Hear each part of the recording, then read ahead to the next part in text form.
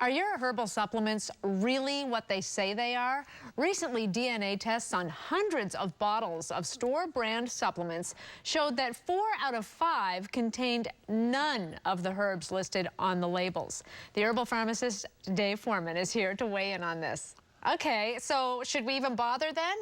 If it doesn't have the DNA of the herbs that we're supposed to be taking, what are we taking? Well, I question the testing methods they used in order to do testing on supplements or anything in particular. Doing the right test to be looking for the right thing is important. And in this case, they were probably herbal extracts. And when they extract the concentrated part of herbs, a lot of times the DNA is destroyed.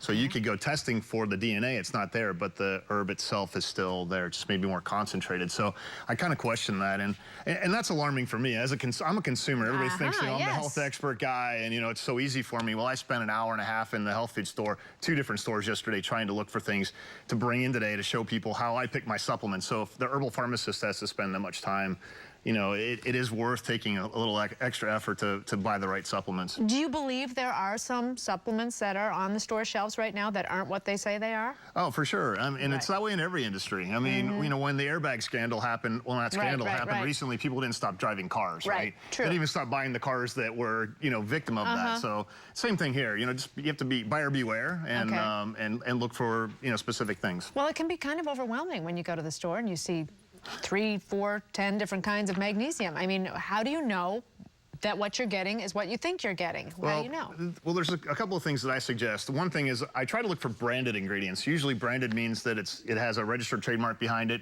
The company that's registered a trademark won't usually do that unless they've done science and research behind their ingredients. So you're more likely to get what you're paying for. The second thing is to look for some sort of certification that it's been tested for quality and potency and such. So I brought a couple of examples today just to show people. I use a supplement called carnitine when I run, and carnitine, there's lots of different forms of carnitine out there. There's a branded one out there, and so I brought an example. So if you go to the store, you could look for Carnipure. That's the brand of carnitine. Same package, just coincidentally had a logo on it. And I don't know if it was third-party tested or not, but showing that, hey, you know what, this was tested for, purity and quality, and those things mean a lot to me. You just don't go randomly throwing those on labels. Right. And what does carnitine do for you? I'm curious. Well, carnitine is great for the recovery aspect of somebody that's into exercise, and it's also another heart-healthy type of ingredient that we would use. What else do you have here? So this is fish oil. People are always kind of freaked out about fish oil. Are there heavy metals in it?